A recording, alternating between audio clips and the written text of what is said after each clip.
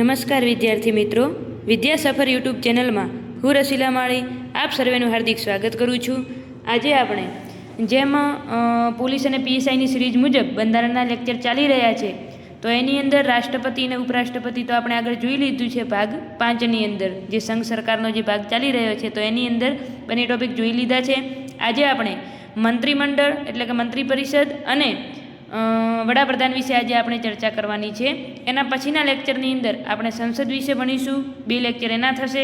ત્યારબાદ આપણે સર્વોચ્ચ ન્યાયાલય વિશે ભણીશું અને આમ આપણો ભાગ 5 પૂરો થશે।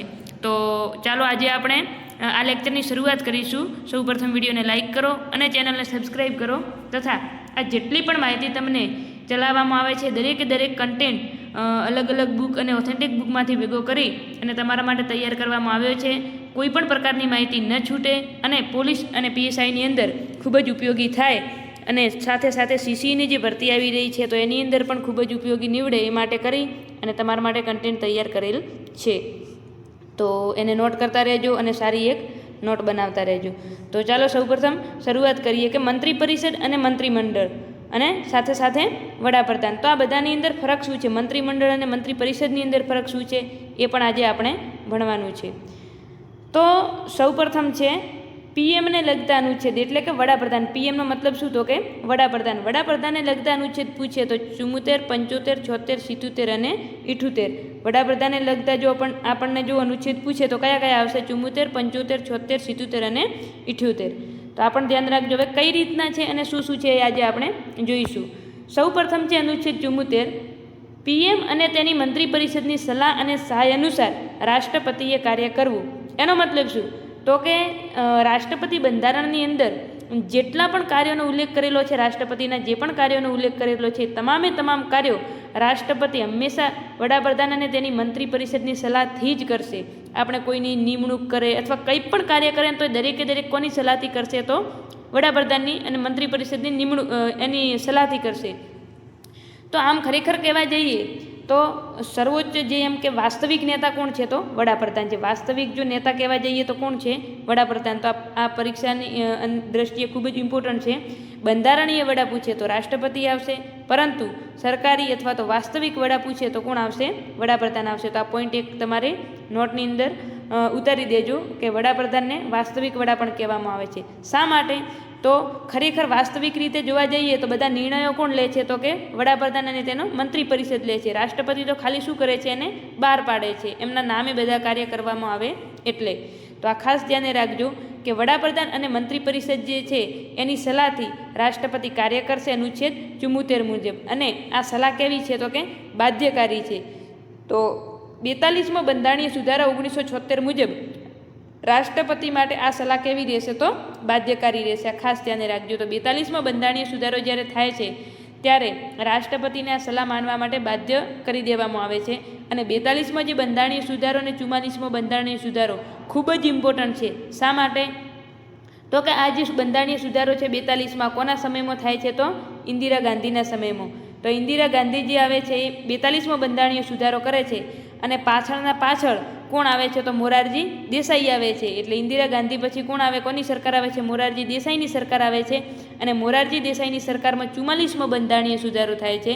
એટલે કે ઇન્દિરા ગાંધીએ જેટલા કામ કરે છે 42મા બંધારણીય સુધારા મુજબ જે ફેરફારો કરે છે એ બધા ફેરફારો જે મોરારજી દેસાઈ છે મોટાભાગે ફેરફારોમાં શું કરે છે? તો એ પણ એની અંદર ફેરફાર કરી દે છે। એટલે જેટલા સુધારા કરે છે એ દરેકની અંદર કંઈક ને કંઈક ફેરફાર કરી દે છે।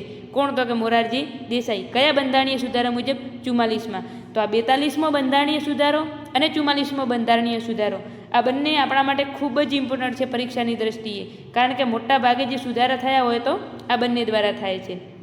તો હવે યુએન રાવ કેસ અને શમશેરસિંહ જે કેસ છે એની અંદર ચુકાદો જે આપે છે, ચુકાદાની અંદર કહેવામાં આવે છે કે સલાહ ન માનવી તે બંધારણનું ઉલ્લંઘન ગણાશે। એટલે કે રાષ્ટ્રપતિ જે છે એ વડાપ્રધાન અથવા તો મંત્રી પરિષદની જો સલાહ ન માને તો એ બંધારણનું શું ગણાશે? તો ઉલ્લંઘન ગણાશે। અને વડાપ્રધાન અને મંત્રી પરિષદની સલાહ રાષ્ટ્રપતિ માટે કેવી રહેશે? તો બાધ્યકારી રહેશે। તો ત્યારબાદ 42મો બંધારણીય સુધારો જ્યારે થાય છે એની અંદર શું કહી દેવામાં આવે? તો કે જે આ સલાહ છે એ કેવી છે? તો કે બાધ્યકારી એટલે કે ફરજિયાત રાષ્ટ્રપતિએ માનવી પડશે. તો મોરારજી દેસાઈ પાછું શું કરે છે તો કે 44મો બંધારણીય સુધારો 1978 એટલે કે 44મો બંધારણીય સુધારો કરે છે.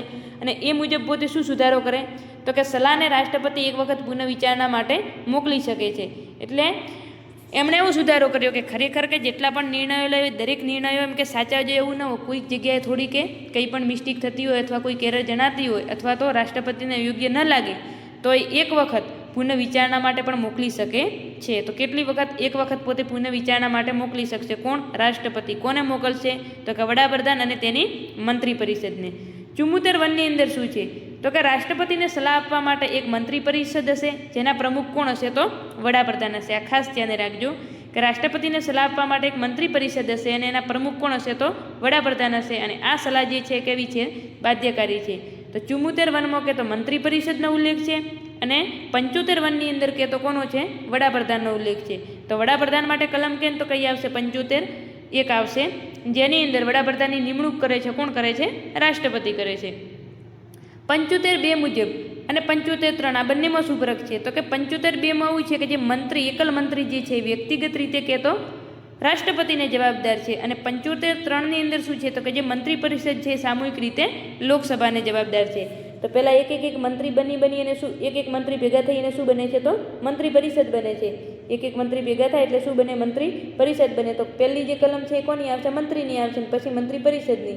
એટલે કે 75(2) જે છે તો મંત્રી એ વ્યક્તિગત રીતે રાષ્ટ્રપતિને જવાબદાર છે અને 75(3) એટલે કે મંત્રી પરિષદ સામૂહિક રીતે કોને જવાબદાર છે તો લોકસભાને જવાબદાર છે. તો આ પણ ખાસ ધ્યાને રાખજો. 75(5) ની અંદર શું છે? હવે આપણે આવે છે 75(5). તો 75(5) શું છે? જો મંત્રી અથવા વડાપ્રધાન કોઈ પણ ગૃહનો સભ્ય નથી તો તેણે પદ ગ્રહણ કર્યાના 6 માસની અંદર સભ્ય બનવું પડશે. 75(5) ની અંદર શું કહેવામાં આવ્યું છે કે વડાપ્રધાન હોય કે પછી એ કોઈ પણ મંત્રી હોય, મંત્રી પરિષદનો કોઈ પણ મંત્રી હોય, એ જો કોઈ પણ ગૃહ એટલે કે લોકસભા કે રાજ્યસભાના સભ્ય નથી તો એણે પદ ગ્રહણ કર્યાના 6 માસની એટલે કે 6 મહિનાની અંદર સભ્ય બનવું પડશે. ભલે રાજ્યસભાના બનો કે લોકસભાના બનો, પરંતુ સભ્ય બનવું પડશે. તો આ ખાસ ધ્યાને રાખજો કે મંત્રી અથવા તો પીએમ કોઈ પણ ગૃહનો સભ્ય નથી તો તેણે પદ ગ્રહણ કર્યાના 6 માસની અંદર સભ્ય બનવું પડશે.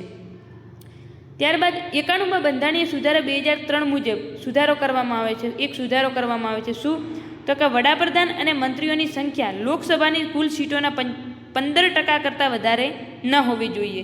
શું કીધું છે કે વધુમાં વધુ કેટલી હોય તો કે 15%. એટલે કે 91માં બંધારણીય સુધારો ખાસ યાદ રાખજો. 91માં બંધારણીય સુધારો જે છે 91માં બંધારણીય સુધારા 2003 મુજબ વડાપ્રધાન અને મંત્રીઓની સંખ્યા એટલે કે વડાપ્રધાન સાથે કીધું છે. મંત્રીઓ પ્લસ વડાપ્રધાનને પણ સાથે લઈ લેવાના છે.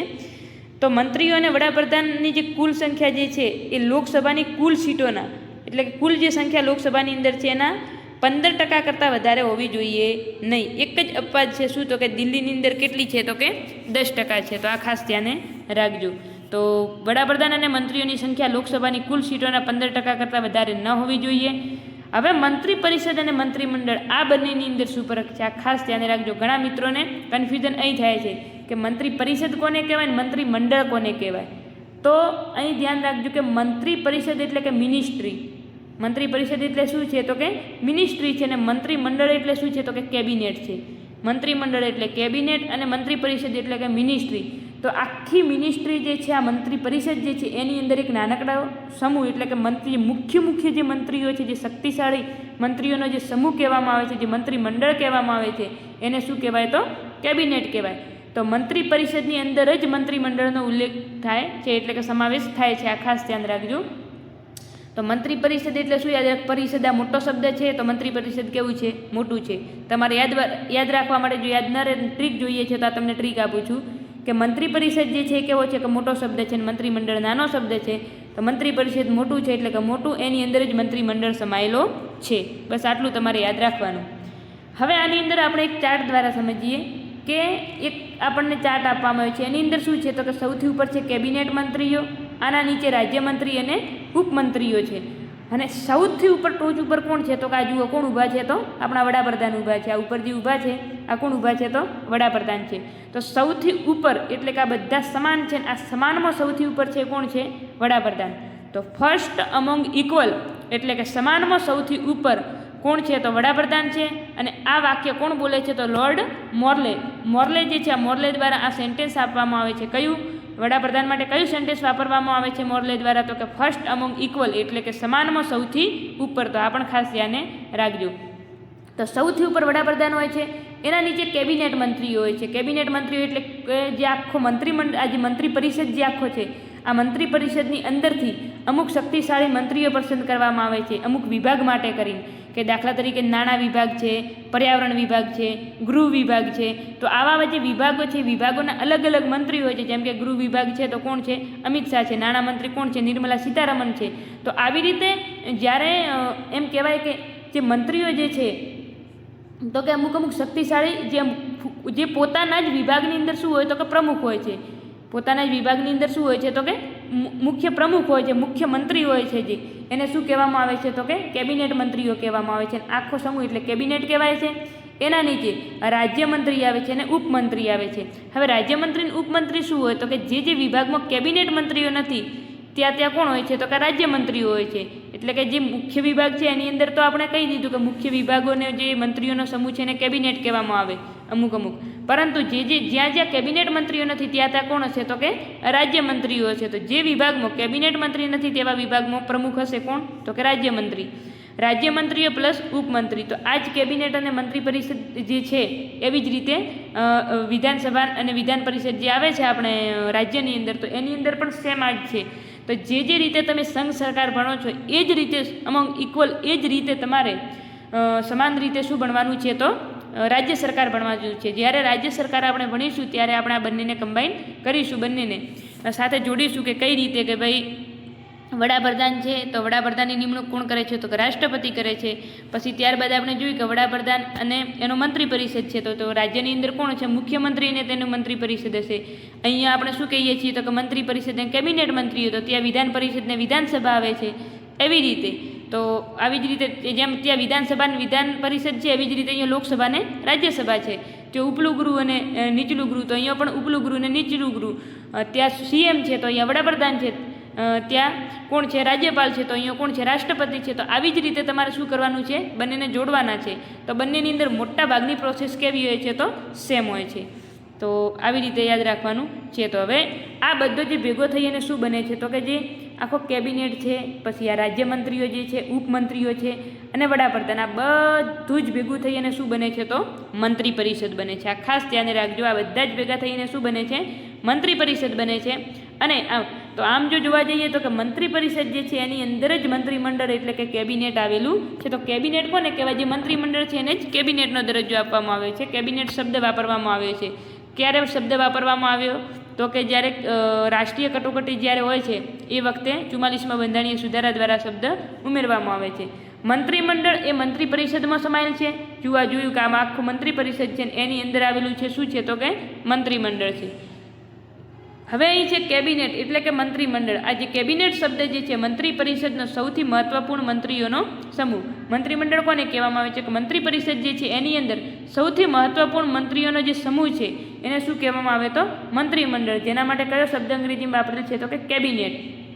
હવે આ શબ્દ તો એડ ક્યારે કરવામાં આવે છે તો કે 44મા બંધારણીય સુધારા 1978 દ્વારા અનુચ્છેદ 352ની અંદર શું છે તો કે રાષ્ટ્રીય કટોકટી જે છે એ વખતેનો કે રાષ્ટ્રીય કટોકટી વખતે રાષ્ટ્રપતિ જે છે એ કોની સલાહ લેશે તો કે કેબિનેટની લેખિત દસ્તાવેજથી પછી રજૂ કરશે. આવી રીતનો કંઈક ઉલ્લેખ છે. તો આજે 352ની અંદર જે છે કેબિનેટ શબ્દનો ઉલ્લેખ કરવામાં આવ્યો છે. સૌપ્રથમ 44મા બંધારણીય સુધારા 1978 મુજબ આ કેબિનેટ શબ્દ જોડવામાં આવ્યો છે. આ ખાસ ધ્યાને રાખજો. મૂળ બંધારણમાં કેબિનેટ શબ્દનો ઉલ્લેખ નથી. મંત્રી પરિષદનો આકાર જો કહીએ એટલે કે એનો આકાર જો કહીએ તો કઈ રીતનો એટલે કે કેવી રીતે તો કે ઉલ્લેખ મૂળ બંધારણમાં નથી. એટલે કે મંત્રી પરિષદનો જે આકાર છે એનો જે ઉલ્લેખ જે છે મૂળ બંધારણમાં નથી, પરંતુ 91મા બંધારણીય સુધારા 2003 દ્વારા આપણે જોયું કે 15%થી મોટું હોવું જોઈએ નહીં. મંત્રી પરિષદ કેવું તો કે જે લોકસભા કે જે એની જે કુલ સંખ્યા જે છે કુલ બેઠકો તો એના 15%થી મોટું હોવું જોઈએ નહીં. તો 91મા બંધારણીય સુધારા 2003 દ્વારા આનું આકાર નક્કી કરવામાં આવ્યો. કોનો તો કે મંત્રી પરિષદનો. અને આ પણ ખાસ ધ્યાન રાખજો કે મૂળ બંધારણમાં એનો ઉલ્લેખ નથી, મંત્રી પરિષદના આકારનો ઉલ્લેખ નથી. હવે મંત્રી પરિષદ જે છે એ પોર્ટફોલિયો વિભાગ એટલે કે 1861માં જે મંત્રી પરિષદ એટલે શું છે તો કે 1861માં જે કેનિંગ દ્વારા જે શબ્દ વાપરવામાં આવે છે પોર્ટફોલિયો પદ્ધતિ જે વિભાગ, તો પોર્ટફોલિયો જે છે લાગુ ક્યારે 1861ની અંદર કોણ તો કે કેનિંગ, તો એ જ આજનું શું છે તો મંત્રી પરિષદ છે. અનુચ્છેદ 78ની અંદર મંત્રી પરિષદ અને રાષ્ટ્રપતિને જોડતી કડી કોણ છે તો કે વડાપ્રધાન છે. આ ખાસ ધ્યાન રાખજો, મંત્રી પરિષદ અને રાષ્ટ્રપતિને જોડતી મહત્વની યોજક જે કડી કહેવામાં આવે છે કોણ છે તો વડાપ્રધાન છે. હવે અહીંથી આપણે જોઈશું વડાપ્રધાન વિશે કે વડાપ્રધાન વિશે આપણે મહત્વપૂર્ણ શું બાબતો ધ્યાને રાખવાની છે. તો સૌપ્રથમ છે વડાપ્રધાનની નિમણૂક કોણ કરે છે? રાષ્ટ્રપતિ. અનુચ્છેદ 75(1) મુજબ ખાસ ધ્યાને રાખજો. તો વડાપ્રધાનની નિમણૂક રાષ્ટ્રપતિ કરે છે. લોકસભાના સૌથી વધુ સીટો ધરાવતા પક્ષના નેતા જુઓ કોણ હોય છે? વડાપ્રધાન ખરેખર કોણ હોય છે તો કે લોકસભા જે છે એમાં સૌથી વધુ સીટો ધરાવતો જે પક્ષ છે એનો જે નેતા જે હોય છે એટલે કે એ સૌથી વધુ સીટો ધરાવતો જે પક્ષ છે એમાંથી રાષ્ટ્રપતિ એક નેતા પસંદ કરશે. જે લોકો જે લોકસભાની અંદર જે બહુમતીવાળો પક્ષ છે એ નક્કી કરશે કે ભાઈ અમારે અંદરથી આને અમારે નેતા બનાવવો છે, એટલે રાષ્ટ્રપતિ પછી એની નિમણૂક કરશે. તો એ કોણ હોય છે? વડાપ્રધાન હોય છે. એને શું કહેવાય? વડાપ્રધાન કહેવાય છે. રાષ્ટ્રપતિને વિશેષ અધિકાર છે અથવા તો વિવેકાધીન શક્તિ, એટલે કે રાષ્ટ્રપતિને વડાપ્રધાન બાબતે વિવેકાધીન શક્તિ ક્યારે છે? એટલે કે કહેવાનો મતલબ કે જે વડાપ્રધાન જે છે તો કે વડાપ્રધાનની નિમણૂક કરવાની વિવેકાધીન એટલે કે પોતાના વિવેકથી પોતે ક્યારે નિમણૂક કરી શકે તો કે જ્યારે અચાનક પીએમનું મૃત્યુ થઈ જાય, એટલે કે વડાપ્રધાનનું જ્યારે અચાનક મૃત્યુ થઈ જાય તો એ વખતે રાષ્ટ્રપતિ પોતાની મરજીથી કોઈ પણ વડાપ્રધાન એ જ પક્ષમાંથી કોઈકને વડાપ્રધાન બનાવશે. પછી જ્યારે અવિશ્વાસનો પ્રસ્તાવ આવે છે તો અવિશ્વાસનો પ્રસ્તાવ હંમેશા ક્યાં આવે છે? લોકસભામાં આવે છે. અને કોની વિરુદ્ધ આવે છે તો કે કોઈ પણ મંત્રી વિરુદ્ધ પણ આવી શકે અને વડાપ્રધાનની વિરુદ્ધ પણ આવી શકે. તો જ્યારે વડાપ્રધાનની વિરુદ્ધ આવે છે ત્યારે પછી શું હોય છે તો કે આખું જે મંત્રી પરિષદ છે તો એની અંદર અવિશ્વાસનો જ્યારે પ્રસ્તાવ આવે છે એટલે રાજીનામું જ્યારે આખું આપે છે તો એ વખતે રાષ્ટ્રપતિએ પોતાના વિવેકાધીનથી એટલે કે પોતાની વિવેક બુદ્ધિનો ઉપયોગ કરી અને વડાપ્રધાનની નિમણૂક કરવાની હોય છે. ત્રીજી વસ્તુ તો કે જ્યારે કોઈ પક્ષને બહુમતી ન મળે, એટલે કે જ્યારે કોઈ પક્ષ હોય એટલે કોઈ પણ પક્ષને બહુમતી મળી નથી તો એ વખતે પછી શું કરવું પડે તો કે ગઠબંધન સરકાર બનાવવી પડે. તો એ વખતે જે વડાપ્રધાન છે કોણ નક્કી કરશે? કેમ કે ઓલી પાર્ટી કે મારામાંથી બનાવો, ઓલી કે મારામાંથી બનાવો, ઓલી કે મારામાંથી બનાવો. તો જ્યારે ગઠબંધનવાળી સરકાર ઊભી થાય છે તો એ વખતે પણ કોણ નક્કી કરશે? તો રાષ્ટ્રપતિ નક્કી કરે છે કે કોને વડાપ્રધાન બનાવવા. તો વડાપ્રધાન બાબતે રાષ્ટ્રપતિની વિવેકાધીન શક્તિ કેટલી ક્યારે પોતે વાપરી શકે? તો એક તો પીએમનું મૃત્યુ થાય ત્યારે, એક અવિશ્વાસ પ્રસ્તાવ પસાર થઈ જાય ત્યારે, અને એક જ્યારે કોઈ પક્ષને બહુમતી ન મળે ત્યારે. તો આ પણ ખાસ ધ્યાને રાખજો. ત્યારબાદ છે લાયકાત. હવે વડાપ્રધાનની લાયકાત શું? તો કે ભારતીય નાગરિક હોવો જોઈએ. ઉંમર કે તો કેટલી હોવી જોઈએ? 25 વર્ષની. ઓછામાં ઓછી 25 વર્ષની ઉંમર હોવી જોઈએ. 6 મંથમાં સંસદ સભ્ય, એટલે આપણે કીધું કે 6 મંથની અંદર કોઈ પણ એક ગૃહનો સભ્ય બનેલ હોવો જોઈએ. કોણ? તો કે વડાપ્રધાન. વડાપ્રધાનનો જે પગાર છે એ જે એક વસ્તુ આ ખાસ ધ્યાને રાખજો કે વડાપ્રધાનનો જે પગાર છે એમને વડાપ્રધાન તરીકે નથી મળતો, પરંતુ એક સંસદ સભ્ય તરીકે પગાર મળે છે. આ ખાસ ધ્યાને રાખજો. જેમાં આપણે વાત કરી કે ઉપરાષ્ટ્રપતિ છે તો એમને ઉપરાષ્ટ્રપતિ તરીકેનો પગાર ન મળે, પરંતુ કોના તરીકેનો મળે? તો કે સભાપતિ તરીકેનો. રાજ્યસભાના જે સભાપતિ છે એ સભાપતિ તરીકેનો પગાર મળે છે. તો એવી જ રીતે જે વડાપ્રધાન જે છે એને એક સંસદ સભ્ય તરીકેનો પગાર મળે છે. અને કેવી રીતે? તો કે વાર્ષિક મતદાનને પાત્ર રહેશે. અન્ય ભથ્થા સંસદ દ્વારા નક્કી કરવામાં આવે છે. એટલે કે અન્ય જે ભથ્થા છે એ કોના દ્વારા નક્કી કરવામાં આવે? તો સંસદ દ્વારા નક્કી કરાય છે. ત્યારબાદ છે શપથ. શપથ એટલે કે ઓથ, અંગ્રેજીમાં એને કહેવામાં આવે છે ઓથ. તો ઓથ એટલે કે શપથ કોણ લેવડાવે છે? તો કે રાષ્ટ્રપતિ સોગંદ લેવડાવે છે, શપથ લેવડાવે છે. કોના શપથ લેવડાવે? તો કે ઓફિસ અને ગુપ્તતાના શપથ. જો કે આપણે યાદ નહીં રાખો તો ચાલશે, આને કંઈ યાદ રાખવાની જરૂર નથી. એટલું યાદ રાખવાનું કે શપથ કોણ લેવડાવે છે વડાપ્રધાનને? તો રાષ્ટ્રપતિ લેવડાવે છે. નિયુક્તિ પણ કોણ કરે છે? તો રાષ્ટ્રપતિ કરે છે. ત્યારબાદ છે પ્રધાનમંત્રી અધ્યક્ષ હોદ્દાની રૂએ, એટલે કે જે વડાપ્રધાન જે છે એ હોદ્દાની રૂએ કોના અધ્યક્ષ હોય છે? હોદ્દાની રૂએ વ્યક્તિ રીતે વાત નથી. જે વડાપ્રધાન જે પદ છે તો એ કોના અધ્યક્ષ હોઈ શકે? તો કે નીતિ આયોગ. હવે નીતિ આયોગના અધ્યક્ષ જેમ સરકાર બદલાય એ રીતે બદલાય. નીતિ આયોગના અધ્યક્ષ કોણ હોય? હંમેશા તો કે વડાપ્રધાન હોય છે. તો કે એક તો નીતિ આયોગના અધ્યક્ષ, એક આંતરરાજ્ય પરિષદ. અનુચ્છેદ 263 અંતર્ગત આની રચના કરવામાં આવે છે. કોની? આંતરરાજ્ય પરિષદની રચના કે તો અનુચ્છેદ 263 અંતર્ગત કરવામાં આવે છે. તો એની અંદર જો આપણને પૂછે કે પ્રમુખ કોણ હોય છે? તો વડાપ્રધાન હોય છે. ત્યારબાદ આવે છે અવકાશ વિભાગ અને પરમાણુ વિભાગ. અવકાશ વિભાગ અથવા તો પરમાણુ વિભાગ જે છે એની અંદર પણ હંમેશા પ્રમુખ કોણ હશે અથવા તો અધ્યક્ષ કોણ હશે? તો વડાપ્રધાન હોય છે. ત્યારબાદ આવે છે રાષ્ટ્રીય જળ સંસાધન પરિષદ. તો રાષ્ટ્રીય જળ સંસાધન પરિષદ જે છે એના પણ પ્રમુખ અથવા તો અધ્યક્ષ કોણ હોય છે? વડાપ્રધાન હોય છે. National board four wild life protection, national board four wild life protection જે છે સંસ્થા, તો આની અંદર પણ જો જોવા જઈએ તો આની અંદર પણ મુખ્ય કોણ હોય છે? તો વડાપ્રધાન હોય છે અધ્યક્ષ. અને રાષ્ટ્રીય એકતા પરિષદ, તો રાષ્ટ્રીય એકતા પરિષદની અંદર પણ જો અધ્યક્ષ પૂછે તો કોણ હોય છે? વડાપ્રધાન હોય છે. તો આ ખાસ ધ્યાન રાખજો, જ્યારે જીકે જીએસની અંદર આની અંદરથી પ્રશ્ન આવી જાય તો ખાસ ક્યારેક વિકલ્પોની અંદર પણ તમે આની અંદરથી તો પ્રશ્ન ઉડાડી શકો છો ફટ દઈને. કઈ રીતે? તો કે નીતિ આયોગના અધ્યક્ષ તો કે વડાપ્રધાન હોય તો ઓટોમેટિક આપણને ખબર પડી જાય. કદાચ ચલો આવી રીતે પ્રશ્ન પૂછ્યું કે વર્તમાનમાં નીતિ આયોગના અધ્યક્ષ કોણ છે અને આપણને ખબર નથી, પરંતુ આપણને એટલી ખબર છે કે નીતિ આયોગના વર્તમાનમાં અધ્યક્ષ એટલે કે નીતિ આયોગના અધ્યક્ષ કોણ હોય છે? તો વડાપ્રધાન હોય છે. તો વર્તમાનમાં અધ્યક્ષ કોણ હશે? નરેન્દ્ર મોદી હશે. પછી આંતરરાજ્ય પરિષદ જ્યારે રચાય છે અનુચ્છેદ 263 અંતર્ગત, તો આની અંદર પણ અધ્યક્ષ કોણ હોય? તો વર્તમાનમાં કોણ હશે? નરેન્દ્રભાઈ મોદી. અવકાશ વિભાગ છે તો એના પણ વર્તમાન અધ્યક્ષ કોણ છે? તો નરેન્દ્રભાઈ મોદી. રાષ્ટ્રીય જળ સંસાધન પરિષદ છે, national board four wild life protection છે અને રાષ્ટ્રીય એકતા પરિષદ છે. તો આમાં એક વસ્તુ ખાસ ધ્યાને રાખજો, જેટલી પણ એ માહિતી ઇમ્પોર્ટન્ટ છે એ બધી લઈ લીધી છે. હવે આની અંદર કંઈ તમારે પીએચડી કરવા બેસવાનું નથી, કારણ કે આપણે શું કરવાની છે? પરીક્ષા પાસ કરવાની છે. ઘણી વખત વિદ્યાર્થીઓ શું હોય કે ઘણા હોશિયાર હોય, એમની જોડે જ્ઞાન પણ બહુ હોય, નોલેજ પણ બહુ હોય, પરંતુ થોડા માટે કરીને રહી જતા હોય છે. કેમ? તો કે કોઈ પણ એક ટોપિક પકડે એની અંદર પછી બહુ ઊંડા ઉતરી જ જાય અને પછી જે અમુક જે વસ્તુ ખરેખર વાંચવાની છે એ શું હોય? તો કે રહી જાય છે. તો આપણે પ્રધાનમંત્રી વિશે જે વડાપ્રધાન વિશે જેટલી અહીંયા જે માહિતી લીધી છે એ ધ ફેક્ટ માહિતી અહીં લઈ લીધી છે જેટલી ઇમ્પોર્ટન્ટ છે પરીક્ષા માટે. હવે એની અંદરથી કોઈ વધારે પડતી અમુક કોઈ ફેક્ટ કદાચ કોઈ ક્યાંક રહી જાય અથવા તો તમને મળે તો તમને આગળ કીધેલું છે કોઈ પણ એક પેજ તમારે જ્યારે આપણો ટોપિક પૂરો થાય એટલે છેલ્લે તમારે એક પેજ ખાલી છોડી દેવો કે જ્યારે તમને ક્યાંકથી કંઈક એવી માહિતી મળી જાય અથવા કોઈ સુધારા વધારા થાય તો તમે એની અંદર ઉમેરી શકો. બાકી કોઈ વધારે પડતી કોઈ અંદરથી ડીપમાં જવાની જરૂર નથી. ડીપમાં એક જ રાષ્ટ્રપતિ વિશે, એમની સત્તાઓ વિશે તમારે અંદર જવું પડે. પછી રાજ્યપાલ હોય તો એમની સત્તાઓ વિશે થોડું અંદર જવું પડે. પછી જ્યારે સર્વોચ્ચ અદાલત છે તો એના જે ચુકાદાઓ છે તો એની અંદર જે અપીલીય ક્ષેત્ર જે આવે છે અધિકાર ક્ષેત્ર, તો એની અંદર થોડું અંદર જવું પડે. તો એ પણ આપણે જ્યાં અંદર જવું પડે ત્યાં આપણે અંદર ઉમેરતા જ ગયા છીએ. તો પછી કોઈ વધારે પડતી તમારે અંદર કોઈ પીએચડી કરવાની જરૂર નથી, અને છતાં પણ જો ઈચ્છા હોય તો કરી લેવાની. અનુચ્છેદ 77. હવે અનુચ્છેદ 77ની અંદર શું છે? તો કે મંત્રીઓ, તો કે કેન્દ્રના કારોબારી નિર્ણય રાષ્ટ્રપતિ દ્વારા થશે, જેના સંચાલન માટે તેઓ નિયમો ઘડી શકે છે. શું કીધું છે? કે કેન્દ્રના જેટલા પણ કારોબારી નિયમો છે એ કોના દ્વારા થશે? તો કે એના કોઈ પણ કારોબારી જે નિર્ણયો જે છે કોના દ્વારા લેવામાં આવે? તો કે રાષ્ટ્રપતિ દ્વારા લેવામાં આવે છે.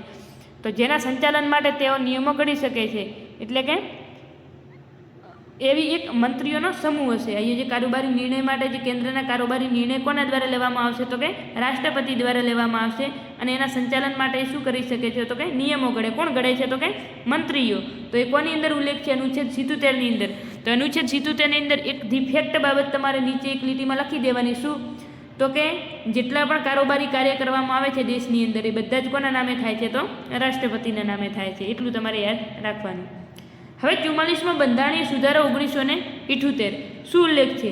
તો કે રાષ્ટ્રપતિ અનુચ્છેદ 352 અંતર્ગત રાષ્ટ્રીય કટોકટી લગાડતા પહેલાં પીએમ અને મંત્રીમંડળના હસ્તાક્ષરવાળો પ્રસ્તાવ લેવો જરૂરી છે, પછી જ નિર્ણય લેવો.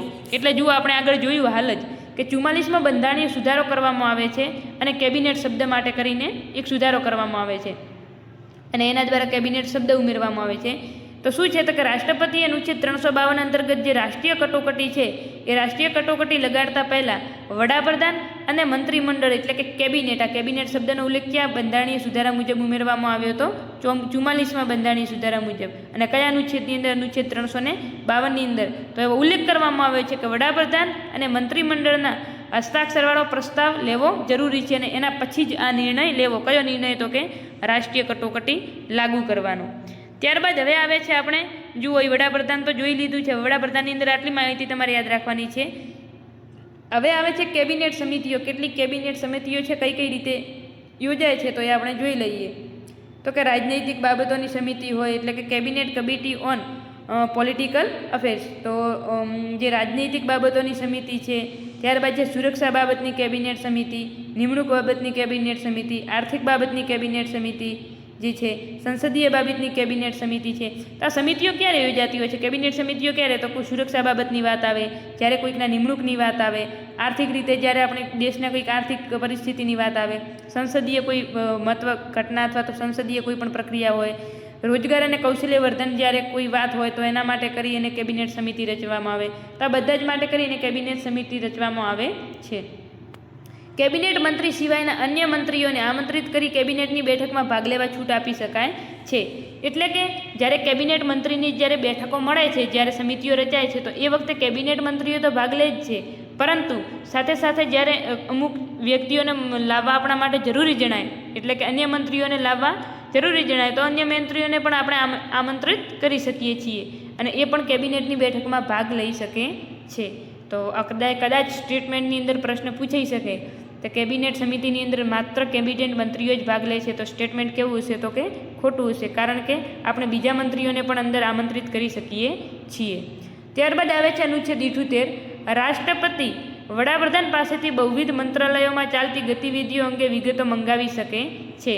એટલે શું છે? તો અનુચ્છેદ 78ની અંદર આપણે વાત કરી હતી, સલાહની શું હતું? તો કે રાષ્ટ્રપતિ જે છે એ વડાપ્રધાન પાસેથી અથવા તો વડાપ્રધાન પાસેથી બહુવિધ એટલે કે એમના જે મંત્રાલયમાં જે પણ ગતિવિધિઓ ચાલે છે અથવા પણ જે પણ કાર્ય થઈ રહ્યા છે તેમની વિગતો અથવા તો એમના વિશે જાણ કોને હોવી જોઈએ? તો કે રાષ્ટ્રપતિને હોવી જરૂરી છે. એટલે રાષ્ટ્રપતિ વડાપ્રધાન પાસેથી આવી માહિતી મંગાવી શકે છે. તો કયા અનુચ્છેદ મુજબ? અનુચ્છેદ 78 મુજબ. ત્યારબાદ છે હવે વડાપ્રધાન વિશે જોઈ લીધું આપણે, મંત્રીમંડળ શું છે, કોને કહેવાય, અને મંત્રી પરિષદ કોને કહેવાય, તો તેના વિશે પણ જોઈ લીધું છે. હવે આપણે વડાપ્રધાનો જોઈ લઈએ કે આજ સુધીના જેટલા પણ વડાપ્રધાન થયા છે. તો સૌ પ્રથમ છે જવાહરલાલ નહેરુ. ક્યારે? 1947 થી 1964ની અંદર. તો કે 16 વર્ષ 9 મહિના અને 12 એટલે સૌથી વધુ કાર્યકાળ, જો એક સરખો સૌથી વધુ કાર્યકાળ કે તો કોનો છે? જવાહરલાલ નહેરુનો છે. એક જ સળંગ જો કાર્યકાળ સૌથી લાંબો કે તો કોનો છે? જવાહરલાલ નહેરુનો છે. કેટલા વર્ષ? તો કે 16 વર્ષ 9 મહિના અને 12 દિવસ. પંચશીલ સમજૂતી 1954 એટલે કે પંચશીલ કરાર કોના સમયમાં થાય છે? તો જવાહરલાલ નહેરુના સમયમાં થાય છે 1954ની અંદર. 9મી અનુસૂચિ એડ કરવામાં આવે છે કોના સમયમાં? જવાહરલાલ નહેરુના સમયમાં. આપણે આગળ પણ વાત કરેલી છે કે JLN લખો એનો મતલબ શું છે? તો કે જવાહરલાલ નહેરુ. તો 9મી અનુસૂચિ એડ કરવામાં આવે છે કોના દ્વારા? તો કે પ્રથમ બંધારણીય સુધારા 1951 દ્વારા. કોના સમયમાં? તો કે જવાહરલાલ નહેરુના સમયમાં. પંચશીલ સમજૂતી પણ એના સમયમાં થાય છે. આ ખાસ જવાહરલાલ નહેરુ સૌ પ્રથમ હતા એટલે એમના વિશે જે પણ માહિતી મળે એ તમારે નોટ કરી દેવી નહીં, એ ઇમ્પોર્ટન્ટ છે. સૌ પ્રથમ વડાપ્રધાન છે એટલે. ત્યારબાદ આવે છે લાલ બહાદુર શાસ્ત્રી. હવે લાલ બહાદુર શાસ્ત્રી જે છે 1964થી કરીને 1966નો જે સમયગાળો છે કોનો છે? લાલ બહાદુર શાસ્ત્રીનો છે. તો શાંતિ પુરુષ તરીકે પોતે ઓળખાય છે. જય જવાન જય કિસાનનો નારો પોતે આપેલ છે અને તાશ્કંદ કરાર 1966. તો તાશ્કંદ કરાર 1966ની અંદર થાય છે. ભારત પાકિસ્તાનની અંદર જે છે તાશ્કંદ કરાર જે થાય છે લાલ બહાદુર શાસ્ત્રીના સમયમાં. આ જ તાશ્કંદ કરાર દરમિયાન લાલ બહાદુર શાસ્ત્રી વિદેશમાં ગયેલો હોય છે અન્ય દેશની અંદર, પાકિસ્તાનની અંદર. તો એ વખતે પછી એમને શું તો કે ત્યાં મારી દેવામાં આવે છે કંઈક ઝેર આપીને, પરંતુ અફવા એવી કંઈક ફેલાવે છે કે એ કાર્યકાળ દરમિયાન તબિયત લથડતા મૃત્યુ થાય છે, એવું જ કંઈક કારણ આપે છે. તો લાલ બહાદુર જે શાસ્ત્રી છે તાશ્કંદ કરાર થાય છે 1966ની અંદર થાય છે. હવે અહીંયા એક તમે વસ્તુ બીજી નોટ કરી લેજો. હજી નોટ પેનની અંદર આટલું તમે કર્યું નોટની અંદર, તો હવે બીજી વસ્તુ ઉમેરજો કે જય જવાન ને જય કિસાન નારો છે કોણ આપે છે? તો લાલ બહાદુર શાસ્ત્રી આપે છે. ત્યારબાદ જય જવાન જય કિસાન ને જય વિજ્ઞાન. જય જવાન જય કિસાન ને જય વિજ્ઞાનનો જે નારો છે કોણ આપે છે? અટલ બિહારી વાજપેયી આપે છે. અને જય જવાન જય કિસાન જય વિજ્ઞાન અને જય સંવિધાન, આ ખાસ ધ્યાન રાખજો. હજી બોલું છું ફરીથી, જય જવાન જય કિસાન જય વિજ્ઞાન અને જય સંવિધાન. આ નારો કોણ આપે છે? તો આપણા વડાપ્રધાન નરેન્દ્રભાઈ મોદી આપે છે. તો આ પણ ખાસ ધ્યાન રાખજો. જય જવાન જય કિસાન કે તો લાલ બહાદુર શાસ્ત્રી આવે. જય જવાન જય કિસાન જય વિજ્ઞાન કે તો અટલ બિહારી વાજપેયી આવે. અને જય જવાન જય કિસાન જય વિજ્ઞાન અને જય સંવિધાન કે તો કોણ આવશે? વડાપ્રધાન મોદી આવશે. તો આ પણ ખાસ ધ્યાને રાખજો. તો લાલ બહાદુર શાસ્ત્રીની અંદર તમારે કેટલી માહિતી યાદ રાખવાની છે કે પોતે શાંતિ પુરુષ હતા, જય જવાન જય કિસાનનો નારો આપ્યો અને તાશ્કંદ કરાર પણ કે તો કોના સમયમાં થાય? તો લાલ બહાદુર શાસ્ત્રીના સમયમાં. તો આ બે કરાર ખાસ યાદ રાખજો. પંચશીલ સમજૂતી કે તો જવાહરલાલ નહેરુના સમયમાં અને તાશ્કંદ કરાર કે તો લાલ બહાદુર શાસ્ત્રીના સમયમાં.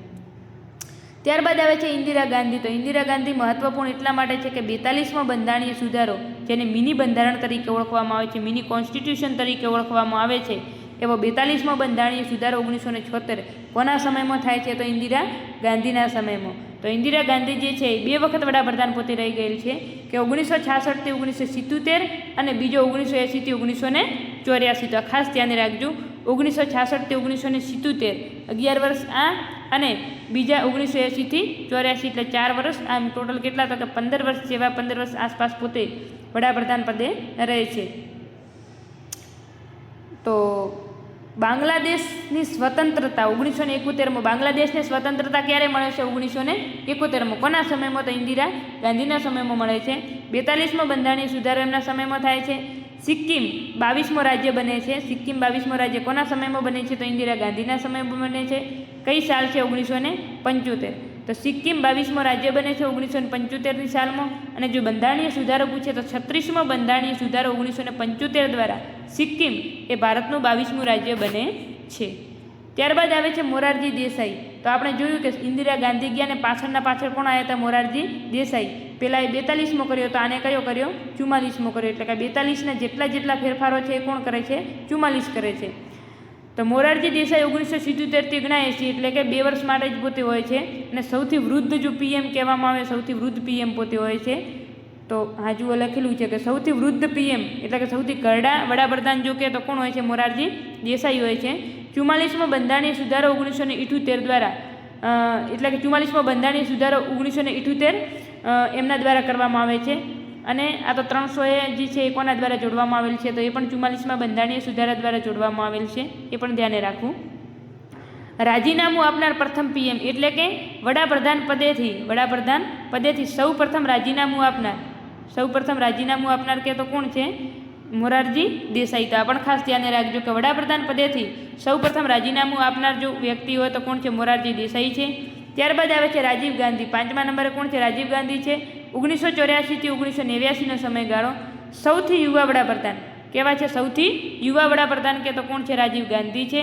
52મો બંધારણીય સુધારો 1985, જેના દ્વારા 10મી અનુસૂચિ અંદર ઉમેરવામાં આવે છે. કઈ? તો કે 10મી અનુસૂચિ 52મો બંધારણીય સુધારો 1985 દ્વારા. અને ત્યારબાદ 61મો બંધારણીય સુધારો 1989ની, એટલે 1989ની અંદર 61મો બંધારણીય સુધારો થાય છે, જેમાં મતદાનની ઉંમર 21થી 18 વર્ષ કરવામાં આવે છે. એટલે કે 21 વર્ષ જે મતદાનની ઉંમર કરવામાં આવી હતી એ ઘટાડી અને પાછી કેટલી કરવામાં આવે છે? તો 18 વર્ષ કરવામાં આવે છે. કયા બંધારણીય સુધારા મુજબ? તો 61મો બંધારણીય સુધારો 1989 મુજબ. તો એ પણ ખાસ ધ્યાને રાખજો. ત્યારબાદ આવે છે વિશ્વનાથ પ્રતાપસિંહ. તો વીપીસી જેને કહેવામાં આવે છે. તો વીપીસી જે છે 1989થી 90નો જે સમયગાળો છે 1 વર્ષનો, મંડળ આયોગની ભલામણો સ્વીકારે છે. શું કરે છે? પોતે મંડળ આયોગની ભલામણો સ્વીકારીને તે ઉપર કામ કરે છે. અવિશ્વાસ પ્રસ્તાવથી હટાવવામાં આવેલ પ્રથમ વડાપ્રધાન એટલે કે આના વિરુદ્ધ વિશ્વનાથ પ્રતાપસિંહ વિરુદ્ધ સૌ પ્રથમ અવિશ્વાસ પ્રસ્તાવ લાવવામાં આવે છે. તો જો યાદ ન હોય તો અથવા તો ન રહેતું હોય તો તમારે ટ્રીક છે કે વિશ્વાસ સામે અવિશ્વાસ. શું? વિશ્વનાથ એટલે કે વિશ્વાસ, વિશ્વનાથ ઉપરથી વિશ્વાસ યાદ રાખવાનું. વિશ્વનાથ એટલે કે અવિશ્વાસ પ્રસ્તાવ. વિશ્વ આવી ગયું ને? તો વિશ્વનાથ પ્રતાપસિંહ કે તો અવિશ્વાસ પ્રસ્તાવથી હટાવવામાં આવેલ પ્રથમ પીએમ છે અને મંડળ આયોગની ભલામણોને પોતે સ્વીકારે છે. ત્યારબાદ આવે છે પીવી નરસિમ્હા રાવ. હવે પીવી નરસિમ્હા રાવ છે તો 1991થી 1996નો પોતાનો સમયગાળો છે. 73મો અને 74મો બંધારણીય સુધારો તેમના સમયમાં આવે છે. ક્યારે? 1992ની અંદર. અને બંને અલગ અલગ સમય લાગુ થાય છે. આ પણ ખાસ ધ્યાન થાય. 1993માં બંને લાગુ, પણ બંનેનો સમય અલગ અલગ છે. એક એપ્રિલ થાય છે અને એક 24 એપ્રિલને આવી રીતે કંઈક અલગ અલગ રીતે બંને થાય છે. 73મો બંધારણીય સુધારો અને 74મો બંધારણીય સુધારો બંને 1993ની અંદર લાગુ થાય છે. તો 73મો જે છે ગ્રામ પંચાયતોને લગતો છે અને 74મો જે છે કોને છે? તો કે નગર પંચાયતને લગતો છે, નગરપાલિકાને લગતો છે. તો બૌદ્ધિક નિર્માણઘાટ સમાધિ એટલે કે બૌદ્ધિક નિર્માણઘાટ જે સમાધિ છે કોના સમયમાં છે? તો કે કોની છે? તો કે પીવી નરસિમ્હા રાવની જે સમાધિ છે એનું નામ શું છે? બૌદ્ધિક નિર્માણઘાટ છે. એલપીજી એના સમયમાં એલપીજી આવે છે. તો લિબરલાઇઝેશન, જે છે ગ્લોબલાઇઝેશન અને પ્રાઇવેટ જેને કહેવામાં આવે છે ખાનગીકરણ જે કહેવામાં આવે છે. તો ઉદારીકરણ, ખાનગીકરણ અને વૈશ્વિકીકરણ આ ત્રણે ખાસ યાદ રાખજો. તો એલપીજી, લિબરલાઇઝેશન, પ્રાઇવેટાઇઝેશન અને ગ્લોબલાઇઝેશન આ ત્રણે જે છે એ વખતે એફએમ એટલે કે ફાઇનાન્સ મિનિસ્ટર એટલે કે નાણામંત્રી કોણ હોય છે? તો કે મનમોહન સિંહ હોય છે. તો આ પણ ખાસ ધ્યાને રાખજો કે પીવી નરસિમ્હા રાવ આ પણ ખૂબ જ ઇમ્પોર્ટન્ટ વડાપ્રધાન છે. એના અંદરની અંદર જુઓ, એના અંડર 73મો બંધારણીય સુધારો અને 74મો બંધારણીય સુધારો થાય છે. ત્યારબાદ આ એલપીજી જે છે અર્થતંત્રનો સૌથી મહત્વપૂર્ણ ભાગ છે. ઉદારીકરણ, ખાનગીકરણ અને વૈશ્વિકીકરણ, તો એ પણ કોના સમયમાં આવે છે? તો પીવી નરસિમ્હા રાવની સમયમાં આવે છે. અને એ વખતે નાણામંત્રી કોણ હોય છે? તો મનમોહનસિંહ હોય છે. તો એ પણ ખાસ ધ્યાને રાખજો. ભારતીય અર્થતંત્રના સુધારણાના પિતા જો કે ભારતીય અર્થતંત્ર સુધારણાના જો પિતા કહેવામાં આવે તો કોણ છે? પીવી નરસિમ્હા રાવ છે. ત્યારબાદ આવે છે અટલ બિહારી વાજપેયી. તો અટલ બિહારી વાજપેયી જે છે એ 3 વખત પીએમ બને છે. 6 એપ્રિલ 1980માં પોતે બીજેપીની સ્થાપના કરે છે. આ ખાસ ધ્યાને રાખજો કે ભારતીય જનતા પાર્ટી જે પક્ષ જે છે બીજેપી, તો એ બીજેપીની સ્થાપના કોણ કરે છે? તો અટલ બિહારી વાજપેયી કરે છે. ક્યારે? 6 એપ્રિલ 1980ની અંદર. મેરી 51 કવિતાએ, મેરી 51 કવિતાએ આ કોની છે? તો કૃતિ કોની છે? તો કે અટલ બિહારી વાજપેયીની છે રચના. 2015ની અંદર પોતાને ભારત રત્ન મળે છે. અને 86મો બંધારણીય સુધારો 2002, એટલે કે 86મો બંધારણીય સુધારો કોના સમયમાં થાય છે? તો અટલ બિહારી વાજપેયીના સમયમાં થાય છે. તો આ પણ ખાસ ધ્યાને રાખજો. ભારત રત્ન કે તો 2015માં મળેલ છે. અને 86મો બંધારણીય સુધારો 2002 કોના સમયમાં થાય છે? તો અટલ બિહારી વાજપેયીના સમયમાં. ત્યારબાદ આવે છે ઇન્દ્રકુમાર ગુજરાલ. ઇન્દ્રકુમાર ગુજરાલ જે છે તે ગુજરાલ સિદ્ધાંત આપે છે 1998ની અંદર. હમારે પડોશી છે કેસે સંબંધ રખે, એટલે કે આપણા પડોશીઓથી કેવી રીતે સંબંધ રાખવો એ વિશેનો જે સિદ્ધાંત છે ગુજરાલ સિદ્ધાંત પોતે આપે છે 1998ની અંદર. કોણ? તો કે ઇન્દ્રકુમાર ગુજરાલ.